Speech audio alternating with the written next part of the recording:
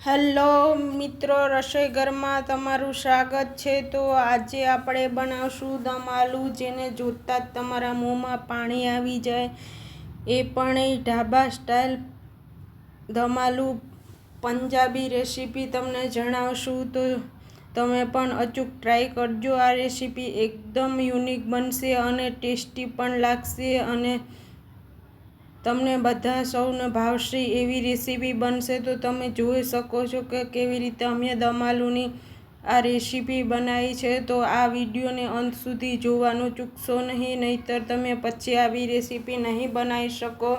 તો મિત્રો, આમ દમ આલુ બનાવવા માટે સૌથી પહેલાં બટાકાને બાફી લેવાના છે। તો અમે અહીંયા 8-10 જેટલા બટાકા ઝીણા ઝીણા લીધા છે,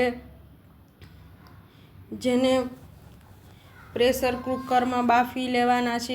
1 સીટી વાગે ત્યાં સુધી બાફી લેવાના છે, પછી સીટી બંધ કરી દેવાની છે, ગેસ બંધ કરી દેવાનો છે। તો અને તેમાં મીઠું પણ એડ કરવાનું છે, એટલા માટે ફટાફટ બટાકા છે તે બફાઈ જાય। તો આ માટે અમે બટાકા મૂકી દીધા છે। તો હવે બટાકા બફાઈ ગયા છે અને આવી રીતે ફોલી લીધા છે અને ફોલાઈ જાય પછી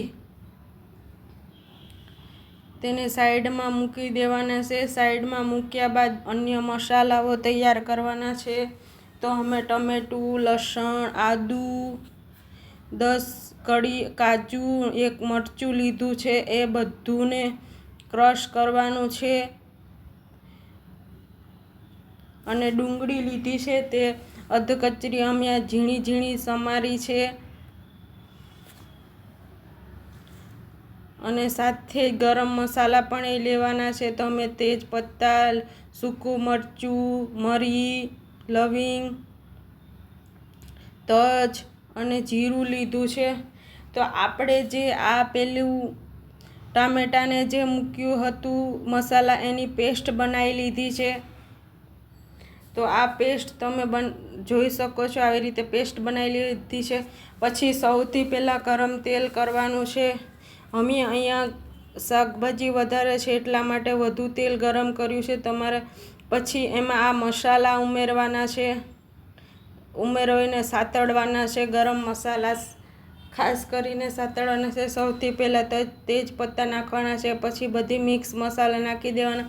આ મસાલાની જ ખાસિયત છે અને આ રેસીપી તમે બનાવશો અને આ અનુસાર ટિપ્સને અનુસરશો તો સ્વાદિષ્ટ બનશે। પછી તેમાં હિંગ નાખવાની છે, પછી મસાલો સતળાઈ જાય, વઘાર થઈ જાય પછી તેમાં ડુંગળી નાખવાની છે। ડુંગળી નાખાઈ જાય પછી તેને હલાવી લેવાની છે ચમચી વડે।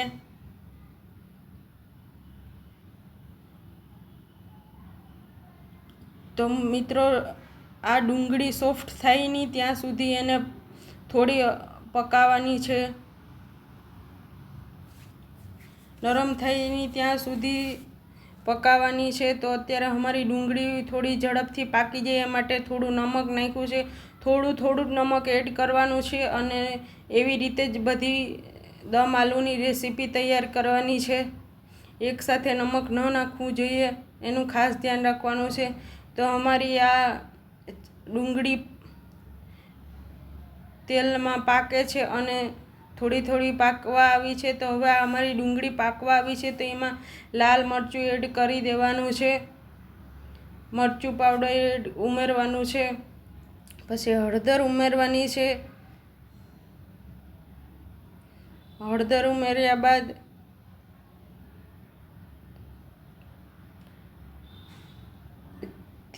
ધાણા જીરું પાવડર ઉમેરવાનું છે। પછી આ મસાલાને વ્યવસ્થિત મિક્સ કરી લેવાનો છે।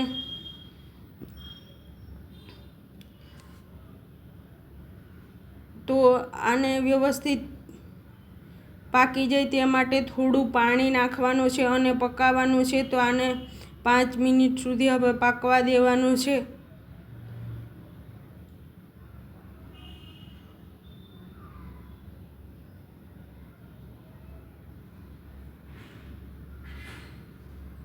તો તો 5 મિનિટ થયા બાદ પછી જ આગળની પ્રોસેસ કરવાની છે. જો આ બધું મસાલો પાકી જાય પછી આ પેસ્ટ આપણે જે બનાવી હતી એ નાખવાની છે. તો આ પેસ્ટની પણ ખાસ પ્રોસેસ હોય છે જે તમને આગળ મસાલા બતાવ્યા હતા એ રીતે બનાવવાની છે. તો આ પેસ્ટ વઘાર આખો પાકી જાય ચટણી પછી તે નાખવાની છે. તો તમે જે મુજબ સ્પાઈસી તીખું ખાતા હોય એ પ્રમાણે લાલ મરચું એડ કરી શકો છો.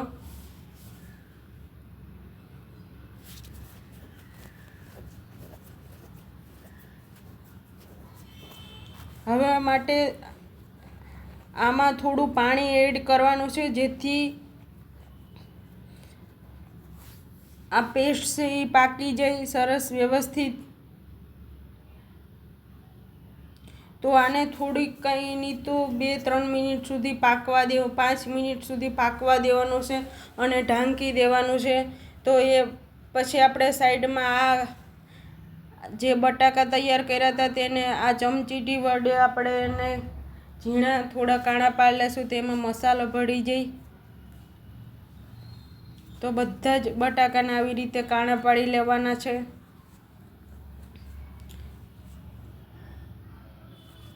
ને પછી તેનો પણ મસાલો બનાવીને તેને પણ સાતળવાના છે ફ્રાય પેનમાં. આમાં પણ થોડુંક નમક નાખવાનું છે. નમક નાખ્યા બાદ હળદર નાખવાની છે થોડી.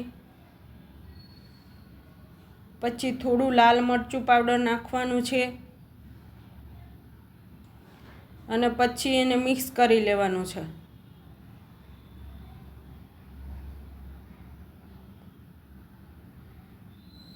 તો મિક્સ કરી લીધા બાદ પછી તેને ફ્રાય પેનમાં થોડું તેલ નાખી 2 ચમચી જેટલું તેલ નાખીને સાતળવાનું છે ધીમી આંચ પર. એનું ખાસ ધ્યાન રાખવાનું છે. તો 1-2 મિનિટ સુધી ખાલી હલાવવાનું જ છે.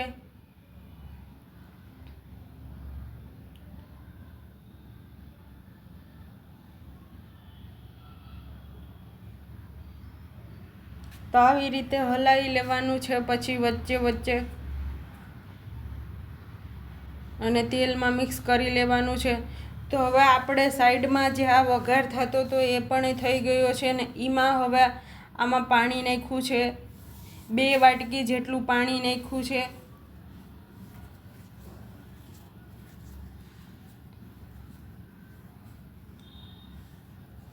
બે વાટકી જેટલું પાણી નાખ્યું છે અને પછી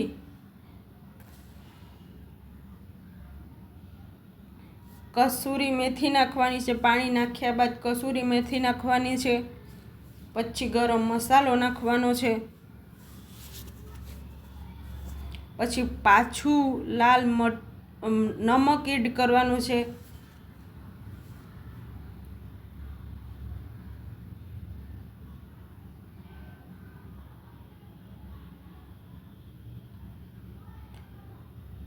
નમક એડ થાય પછી તેને વ્યવસ્થિત હલાવી લેવાનું છે.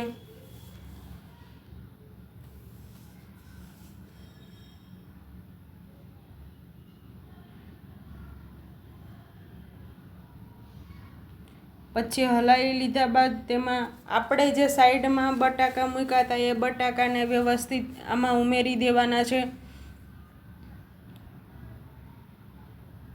અમે પાણી વધારે એટલા માટે મૂક્યું છે કેમ કે આ વસ્તુ પાકી જશે અને થોડું ગાઢું હતું તો એ બધી પાણી નાખવાથી વ્યવસ્થિત પાકી જશે ને એકદમ જાડું નથી રાખવાનું, મીડિયમ રાખવાનું છે. તો બધા બટાકા મિક્સ કરી દીધા છે. હવે ખાસ પ્રોસેસ સ્વાદ લાવવા માટે આને સખત 15 મિનિટ સુધી ધીમી આંચ પર પકાવવાનું છે. તે માટે તેને ઢાંકી દેવાનું છે.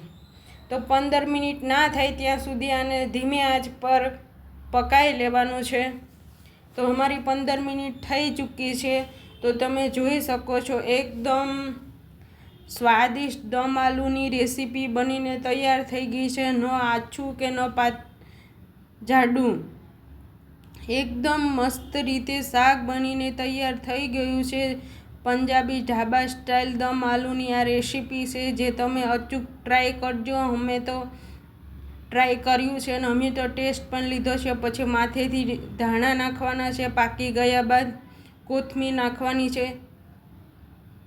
કોથમીર નાખ્યા બાદ ગેસ બંધ કરી દેવાનો છે અને મિક્સ કરી લેવાનું છે. અને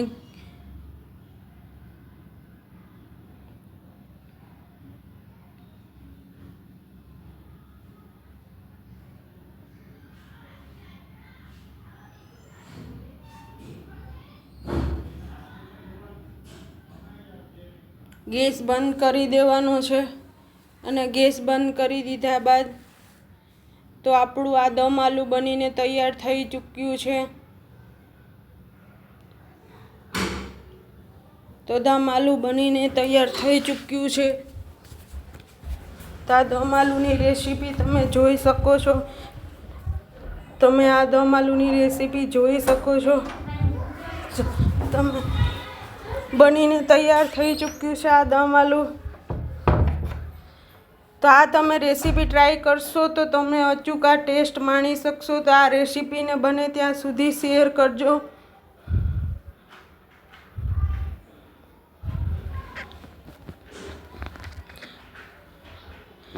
એકદમ તમે આ મસાલાથી બનાવશો અને મસાલાને રેસીપી અનુસરશો તો ચોક્કસથી આવી જ રેસીપી તમે બનાવી શકશો.